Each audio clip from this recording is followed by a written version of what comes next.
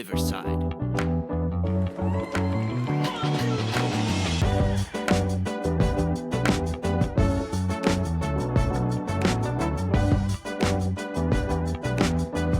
Hello, and welcome into The Sad Fan, where we talk about the good, the bad, and everything that made you sad. Welcome back, welcome back. We were off for a week, but it's okay because now we have canon for whenever we want to miss a week, and you'll never know which episode I just slid in there and Wes and I weren't actually available for, because it's just going to be a sneaky sneak episode.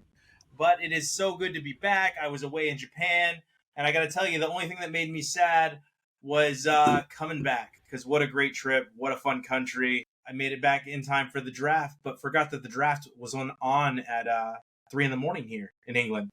So it was nice not a watchable thing. I watched, I think, like the final 6 picks at 4 o'clock in the morning. So you missed the Raiders pick? I did miss the Raiders pick, but I actually liked it. I like Brock Bowers. Like, a lot of people were talking, I was like, he's probably the best available player right now. Like, I was looking at the board, I was like, he might be the best guy to draft. He's like little Gronkowski. Right? It's it was a crazy draft, to say the least. Definitely a record-setting draft. I think at least the first 12 picks. At least the first 12. 14 offensive players selected before a defense. No, I think the first 12 picks were a little bit crazy because there's a lot really mixed in there. Like, 6 quarterbacks in the first 12. Penix to the Falcons at number 8. Everyone was saying Penix was going to go in the second round because of his injury issues, but Falcons didn't care. I don't like, man. So with him, I told you and Chelsea this when we were filming with Chelsea at the beginning of the college football season. He's got such a weird release that it's so hard for me to see him having success in the NFL because his release is like, and he's got a rocket, but it's like I can't express the way I feel about it outside of it's odd. And I don't know how much success he's going to have with it because he's got a low trajectory when he's got a low release point. So now you're playing against dudes that are 6'4", 6'5", 6'6", every team you play. And are you going to be able to get that ball over that line? It'll be interesting. I mean, this is what happens when you Raheem Morris as your head coach. I gave him a lot of crap for hiring Raheem Morris, and it's going to bite him. I don't know, but I do love what I'm seeing. Like, what would you think? This is my favorite meme so far was from Any Given Sunday with Willie Beeman and the quarterback, the starting quarterback is the old white guy played by Dennis Quaid, and then they pick up Willie Beeman, who's like the young hotshot quarterback that's backing him up, and he steals his job. And it's all the memes are, Dennis Quaid's character looking over at Willie Beeman on the sideline. Like, how do you feel personally if you're Kirk Cousins in this situation, Wes? Yeah, Kirk Cousins was stunned. They just signed him a 4 years, $100 million guaranteed. I'd be like, what the hell, guys? I mean, I get he's kind of old. And he's obviously not permanent, but are they planning on having Penix back him up for a few years? Like, that's by selecting him at number 6, I think, or 8? Yeah. Look at how old Penix is. He's like 24 years old. Yeah. He'll be 28. Sam Howell's younger than Penix, and he's been in the league for a couple of years. Yeah, it just doesn't make any logical sense there by the Falcons. When you look at that pick, it's a head scratcher. Yeah, he's got to start in the next 2 years, but Kirk Cousins is there for 4. My head or my jaw was on the floor when they announced it. I was like, "What?" Like, I thought they were gonna, like, if it was McCarthy or something, I wouldn't have been stunned. But Penix just rocked me. I was like, "What?" Because I was just talking, like, I had just been talking about it a minute earlier. I was like, I could see him sneaking up to, like, the top of the bottom of the first. And then literally 10 seconds later, they announced Penix's name. And I was like, what?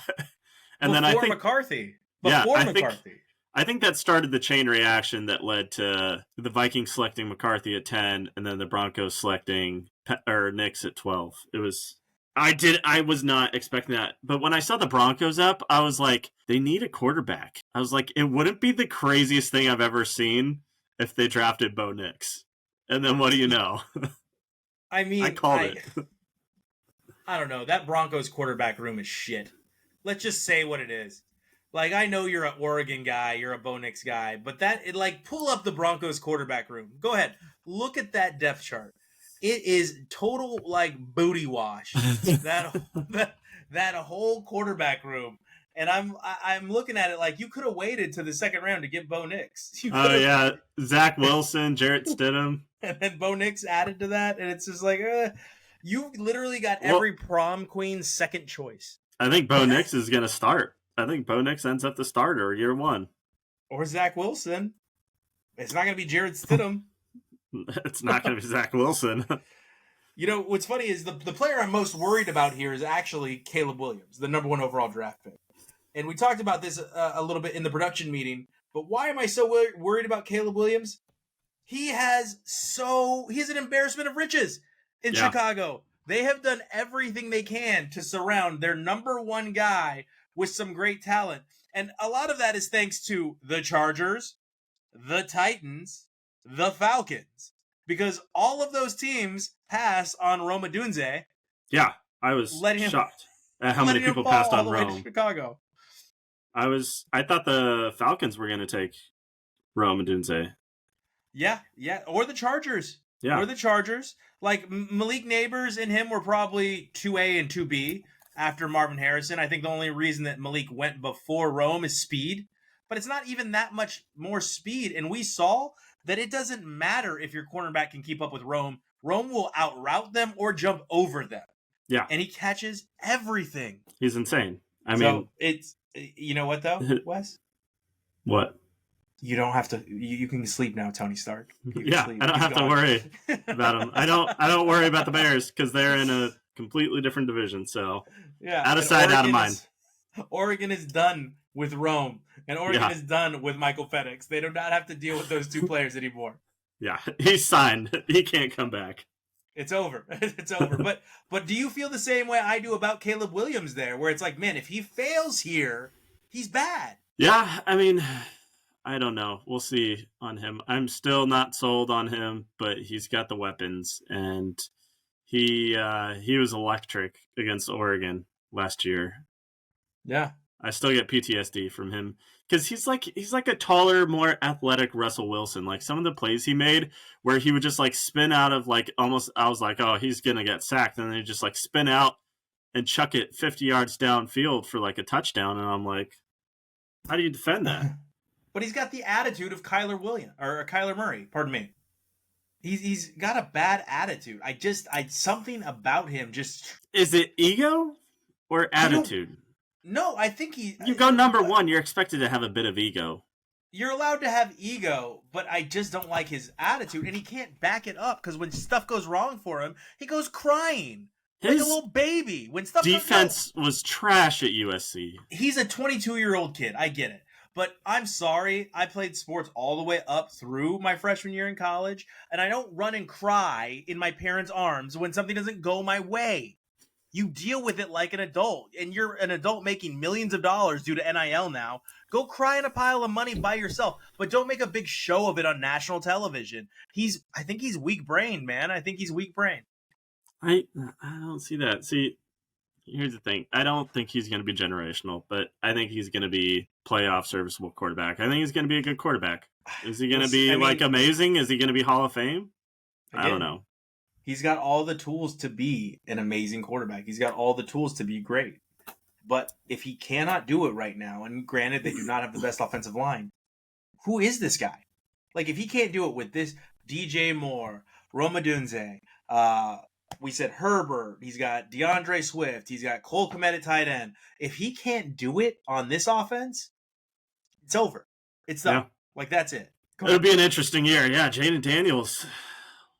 He went number 2. That's a bad situation. That's a bad situation. You think? Now they've got good wide receivers. Curtis Samuel, Scary Terry. Is Scary Terry still there? I think Scary Terry is still there. Terry McClure. Oh, Terry McClure. Yeah, I don't know. I wouldn't want to be a quarterback for the Commanders. I mean, they have new ownership now, but still, I agree. It's rough. I think that might be the toughest situation, even more tough than Drake May out of the 3 that were drafted top 3.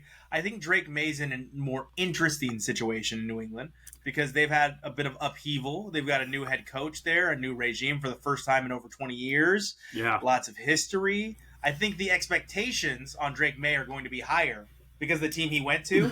But I think he might be in a better situation than Jaden Daniels. I think that situation sucks in Washington. I think so too. But man, I just feel like for at least the next 5 more years, I think whoever is the quarterback in New England is going to get unfairly compared to Tom Brady. I think until like at least a decade goes by a bunch of dorks, a bunch of New England dork fans. I think until at least like a decade goes by, everybody who plays quarterback in New England is going to be compared to him, and eventually they're just going to have to let go and be like, it was good while it lasted. Here's the thing: Mac sucked. I think Mac was terrible. Mac was god awful. He was just not. He didn't have the right attitude either. I think Drake May might have the right attitude going in there, and you're right. It's unfair that they're going to get that comparison, but at least he's not the guy that's after the guy. You know, he's the guy after the guy that everyone hated. Yeah. So I think as long as he's better than Mac, he's fine for now. I think the last thing we have to touch on here in this draft, it's not the Raiders drafting Brock Bowers. Like I already said, I'm very happy with that pick. It seems stable and well thought out. I think that they've got a 2 tight end punch now with Mayer and Brock Bowers. But we've got to talk about Jim Harbaugh and his comments in regards to the Chargers not having enough weapons. And Wes, when he was said, why don't you have enough weapons? He said, a lot of people are going to be hard on us about this, but to us, offensive linemen are weapons. I mean, he's the quarterback. What do you expect? Like, I love his favorite people are the offensive linemen because they keep the quarterback safe. And he's absolutely right. If you have a dominant O-line, you're going to win a ton of games. I think that wouldn't that pump you up as an offensive lineman there though? Wouldn't you immediately be like through the roof, like, oh, look at us, I'm running through a wall for this guy. The team runs through us now. Yeah, this is the offensive lineman's world. You're just living in it, right? We're gonna move on to the NBA. Well, here. hold on. We need to talk about the Seahawks here. Okay, it was great because we were number 16. And the first defensive guy was selected at 15. It was who is it? I'm gonna screw up his name, but it was the linebacker from UCLA. Latu? Yeah, it was like Luatu something. Yeah. But yeah, so we had our pick of the litter at 16. And so we were able to get the number 1 nose tackle, Byron Murphy from Texas. Big boy, over 300 pounds, runs a 4. Dude's a monster. And you're hoping he's going to be like Jordan Davis over in Philadelphia, right? Yeah. I think he's going to anchor that D-line for years to come. And it was a good draft for us, I think. I think we got a really good draft. We got a couple cornerbacks from Auburn. We got the I wouldn't tackle. Be so stoked about the Christian 2 Haynes from Auburn. We were able to get Christian Haynes. So it's a good pickup, but I wouldn't be so stoked about the 2 quarterbacks from Auburn because Auburn wasn't like the elite pass defense. They were good. They were good though. But they are tall, right? They're both lanky, so we know that Pete Carroll likes those boys in the cornerbacks to be tall, lanky, and feels like he could coach them up from there. Because that was Pete Carroll's gone, boy. Isn't he in the front office? He's in your front office. He's not the coach, but he's in your front office. Kind of. I mean, I feel like he's splitting duties right now between UW and Seattle. He was coaching. He was helping coach the spring game for UW with his son. Yeah, but he's in the front office of Seattle. He's helping with draft prep. And these, look at Richard Sherman, tall, lanky. Brandon Browner, tall, lanky. Cam Chancellor, tall. Brandon Browner was thick. He was a thick boy. That dude could lay the heat on somebody. He was like 6'4", too. He was like 6'4". He was tall, but he was extremely buff. Tall. He was buff. Yeah, so was Cam. Cam Chancellor, Killer Cam was huge too. He was like, if it wasn't for him, Cam Chancellor, the spam canceller. if it wasn't for him hitting people so hard, he would still be in the NFL. Probably. But that's what made people love him. Yeah, I love Cam Chancellor. I love that secondary. That's the Legion of Boom is one of my favorite secondaries of literally all time. Up there with like Lito Shepherd and Sheldon Brown and Brian Dawkins over in Philadelphia. Yeah, because if you weren't paying attention, they were going to knock your block off. To quote Fry. To quote me, yeah, no, I love that secondary. The secondary was literally why I bet on them to beat Denver. Yeah. So everybody was betting on Peyton Manning. I was like, I don't know, man. This secondary in Seattle's terrifying. It really is. Yeah, it was. They should have won. They should have won more Super Bowls. Should have won more Super Bowls. Hey, Petey, hand off the ball. Anyway, so you're feeling good though. You're feeling good about Seattle's draft. Yeah, I am. I'm hopeful. I mean, we still got the bum Geno Smith, but I mean, all the quarterbacks were taken in the first 6 picks. What are you gonna do? I know. Like, what are you gonna do? Take Jordan Travis, the one-legged quarterback from Florida State, Spencer Rattler, from South Carolina, who people were just trying to hype up because he was all that was left. Like, right. Once Bo Nix was gone before the 3rd round, it was over. No more quarterbacks are getting drafted now. Yeah, like, no quarterbacks in the second day. So it makes sense because they were all taken in the first 15 picks. It was over. It's crazy. And it's funny because I think only like 2 of them are going to pan out, And here we are. Just like only 2 teams are going to pan out of the NBA playoffs because only 1 from each conference can make it. And right now, I mean, it's been fun as far as the smack talk is concerned. So now here we are in the first round. And though there's been a lot of talk, it's been a lot of chalk in the NBA playoffs right now. There is not a lot of standout performances. It's a lot of what we expected. But I want to start with the Knicks and 76ers. Okay. All right. Because I thought that could have been the big upset. I was going to start a little bit different, but we'll start with them. Probably West. You wanted to start in the West. No, it's okay. Actually. It's biased. It's biased. Okay, no, we'll go to I wanted to start in these. All right. So we've got Knicks 76ers, and I thought that the 76ers would be good when Joel came back, but he's clearly still not healthy, right? Yeah, I don't think he's healthy, and I don't think the 76ers are going to do much. Because I don't trust the Knicks, man. I think they're one of the worst 2 seeds ever. I really do. Josh Hart, really? Okay. Yeah, Josh Hart, okay. Jalen Brunson is a stud. Like, Jalen Brunson is a stud. I'm not saying he's not, but Jalen Brunson is not someone I'm going to look at and go, that's the guy that can carry my team. Yeah. Right? And I didn't even like them when they had Julius Randle, but now they don't even have Julius Randle, and they're relying on, Hartenstein, who everybody really likes in New York because he's so tough, but he's not like a great player. He's just a tough guy. I don't see Dante DiVincenzo was a backup for the Warriors last year, and he's their point guard. Right. Sometimes you got a team that just clicks. I don't think so, man. I think OG, I'm not going to try to pronounce his last name again. I just butchered that. But I think that OG is good. He's very good. I just don't think they have enough to go anywhere past what they're going to do here against the 76ers. I mean, it all depends. Because they got the winner of the Bucks Pacers, and the Bucks do not look like a 3 seed. I mean, they look like a trash seed. They have nobody healthy. Like, what do you want from the Bucks here? Everybody's hurt. Even Dame's out now for what looks like the rest of the series. Well, I blame Doc. Do you? He mismanaged their training. He mismanaged their training. All right. Yeah, got them to fire their coach and then decided he was the best one to step into that coach's role, and you don't agree, huh? No, it's Doc. It's Doc. What's he going to do? It's the doctor. What's the doctor going to do? Like, the doctor's just going to lose in the playoffs. He's failed everywhere, except for the Celtics. No, he failed there, too, because that team should have definitely won more championships. Oh, for sure. Should have won more than one. That was one of the saddest stories ever, was that they only won that one championship. And I think it took them more games than it took anyone else in the history of the NBA to get to that championship. Well, yeah, I remember the 7-game brawl against the Lakers in the finals. That was nuts. But yeah, I don't think the Bucks are. I think the Pacers are going to come out of that one. So I think it'll be Knicks and Pacers, and who knows. What's sad is I don't think we have a choice but to see the Pacers, who I also don't think are a world-beating team. And quite frankly, that leaves us with one thing and one thing only coming out of the East, and that's the Celtics. Mm-hmm. I'm not happy about it. No, I think I do not want to. Go ahead. Maybe the Cavaliers can surprise everyone. No one.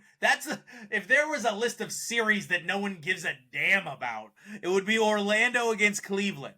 No one cares. It's the series that no one's watching. No one cares about. Every time we get an update, we're like, the Magic are in the playoffs. I think it's the same thing with the Cavaliers. People are like, oh, Cavs are in the playoffs. Wait, did LeBron go back there? Well, you're at least last year they were in. They got swept by the Knicks, right? I don't know. I don't have that good of a memory. I think they got swept by the Knicks. The Knicks last year. But no one cares. So here's the thing that leaves us with the Celtics because the Heat aren't coming out of the East. They're not going to beat them again. Not 2 years in a row. You don't not think? After what happened. No, that would be hilarious. That would be hilarious. But I just don't. Man, what happened in the last game was literally just. It was, God, 104 to 84 is hard to come back from. And they don't have enough firepower on the Heat's offensive side. So if they're not hitting their threes, that team's done. It's dusted. Yeah, I mean, I don't know. I hope somebody surprises us aside from the Celtics. But who can beat the Celtics? Knicks. Like it's so that lets me know that I think the champion is definitely coming out of the West. I might be the Nuggets repeating, but we'll see. But what series were you wanting to talk about here? Because I really wanted to touch on that Knicks 76ers. Oh, well, I was wanting to talk about Bucks Pacers. I didn't really, but I mean, since we're moving on to the West, when I see Thunder at the 1 seed, I'm like, it was the West all along. No, I really wanted to trash this. But you love Damian Lillard. I do, but Doc sucks. He might be a free agent next year, though. Damian Lillard. Yeah. We'll see. But when I see Thunder as the 1 seed, I mean, they're killing it. They're smashing the Pelicans. But I'm like, what is this, the 2010s? like we got Durant up there? and is that a team you can trust, man? Is that a team you can trust without a Durant up there? It's Chet Holmgren and Shai Gilgeous-Alexander, and I'm just kind of like, yeah, they're both really, really good this year. Also, they've never done anything outside of this year, so it's really hard to trust them. Yeah, I think that's probably the biggest problem I have with Thunder right now. Honestly, I think Minnesota comes out of the West. I mean, I am watching this Minnesota team, and I am watching them just be disrespectful. Like Anthony Edwards, he's got some big old balls on him. The way he's talking to Kevin Durant, and he's just juggling him. Like, he's got big balls, and he's making fun of Kevin. Did you see what he did? Did you see the meme that's going around? No. Told him to suck it. Yes. Yeah, they're just taking care of Phoenix or whatever. Like they're a college team. They're like, get out of here. It's weird because just a couple years ago, we were all like, dang, Phoenix is on the come up. Now they have Kevin Durant. They've got Devin Booker. They're, a hot, young, fast team. And then they get rid of a couple players. Cameron Payne, old boy Ayton, and Chris Paul obviously wasn't long for that world anyway. And now all of a sudden, what happens? Like Devin Booker can't play. Kevin Durant can't play, or he's just too old. I don't get what happened to the Suns. Yeah, I don't know. It's I think they'll probably linger around this 6, 7, 8, 9 seed for a few years. I think we just need all the old guys to team up. I think we need Kevin Durant to leave for the Warriors. I think we need LeBron James to leave for the Warriors. And I think that Steph Curry's on the Warriors. How about they leave for the Blazers? Who wants to play in Portland? Not even your hero wanted to play. Who wants to play in Oakland? Nobody. They don't play in Oakland. They play in San Francisco. Who wants to play in San Francisco or Oakland? Sadly. All the teams are leaving the Bay Area. Pretty soon the Bay Area is not going to have any teams. They're all going to be in Vegas. True. They're all going to be in Vegas. They're going to have the 49ers forever. They're going to have the Warriors forever. Because they Vegas 49ers, Vegas Warriors. The San Francisco Giants are still there. Vegas Giants. So, I mean, I guess if the world floods, Wes, that stands to reason. If the world floods. San Francisco's going first. See you later. You really think the Timberwolves are going to make it to the championship, not the Nuggets? Yeah, I think they beat the Nuggets. Man, that Nuggets team. I think it's going to be a brutal series, but I think Minnesota comes out on top.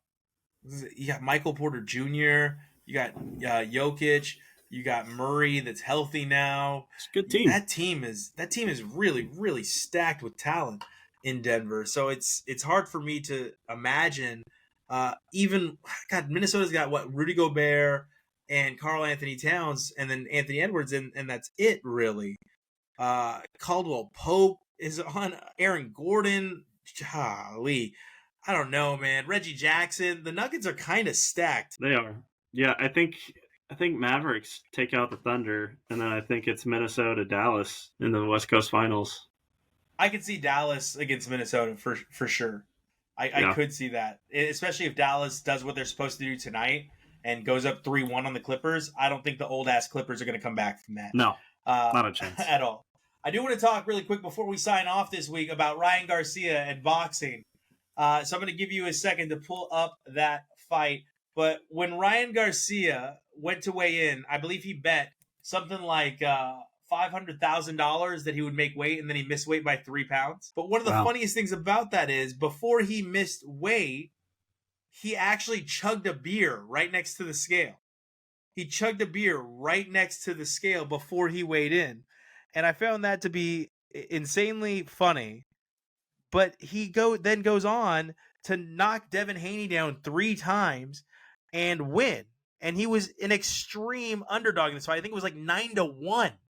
9-1. So if he bets on himself there, he makes that money back no problem. And everyone was making fun of Ryan Garcia and his training habits, that he wasn't training hard enough and that Devin Haney was training so hard. And then he just he embellishes on that, and he goes up and chugs a beer and then knocks this dude down 3 times to make himself the champion. And I can't think of anything like that. I mean, give me a comparison there. Can you think of anything like that? Not from boxing, maybe from WWE, but like Austin, like Stone Cold Steve Austin. Yeah, like please tell me he shotgunned it. No, he chugged it though. He poured it into his mouth on right next to the stage. He should have just done a double beer shotgun. Yeah, right. Slammed them together. The other thing I wanted to talk about, Wes, is we've got a fight coming up of Mike Tyson and Logan Paul, right? Mm-hmm. So let's see here. I just have a question, Wes. For what amount of money would you fight? It's Jake Paul, right? Or Jake Paul, pardon me. Yeah. They're the same person. Who cares? All right. So Logan Paul's a wrestler now. for what amount of money would you fight Mike Tyson? It'd have to be something I could retire off of. Okay, right? Because why? Why, Wes? Why is that the case? Because I'm probably going to be eating through a straw for the rest of my life. Like one hit? One hit and you're eating through a straw for the rest of your life. You know what? I have a theory, Wes. Wes, it's because you and I grew up with Mike Tyson being the scariest person on planet Mother effing Earth. Yeah. And every highlight we have of Mike Tyson, it's him decapitating someone. Or biting their ear off. or biting their ear off. But we don't talk about Bruno anymore. All right? We don't talk about that. I cannot fathom a world where Jake Paul beats Mike Tyson in a fight that's not fixed. No, yeah, absolutely not. Yeah. And here's the funny thing, Wes. Mike Tyson could be 70 years old and I'd still feel this way. I think Tyson goes a little easy on him though. That's what I said. That's what I am saying is in a fight that is not fixed. Yeah. I think that Paul is drinking through a straw, much like you said. Because I am scared to death of Mike Tyson, and I'm not a small person. And if I saw Mike Tyson wanted to fight me, I'd be like, "No, dog. Do you need me to buy you a house? Like, what do you? How much does Jake Paul weigh? I think he is in the 190s now, between 175, 195. But they claim that he's walking around at 230. Bullshit. Anyway, it's Mike Tyson. It's Mike Tyson. It's it's not going to be good. Is there going to be anything that anyone can do to get you to watch this fight? I mean, I don't know. I'll probably try to stream it somehow. That's nice. Or maybe I'll probably just watch it after he gets knocked out, and I'll just look at the highlights. Try to go to a bar, make it a communal event, man. I think. We'll see. The more I think about it, the more I'm drawn in. Even though I know this fight's going to be fixed, I know it. Just like the Mayweather fight against Pacquiao. I know it. And I still kind of am curious to see Mike Tyson just destroy Jake Paul. It's going to happen. It's going to be great. You're like, it's going to happen and it's going to be glorious. I can't wait. All right. Well, I can't wait either. We really appreciate you guys tuning each and every week. I know we were on hiatus last week. I appreciate you bearing with us. But remember, there's nothing going on last week anyways. Yeah, we were waiting for the draft. Remember, this is TheSadFan. You can reach us at the TheSadFan Podcast Network on YouTube. You can also find us wherever you get your podcasts. We are available on 7 different platforms. So please listen, learn, and stay sad. We'll see you next week. Or smile.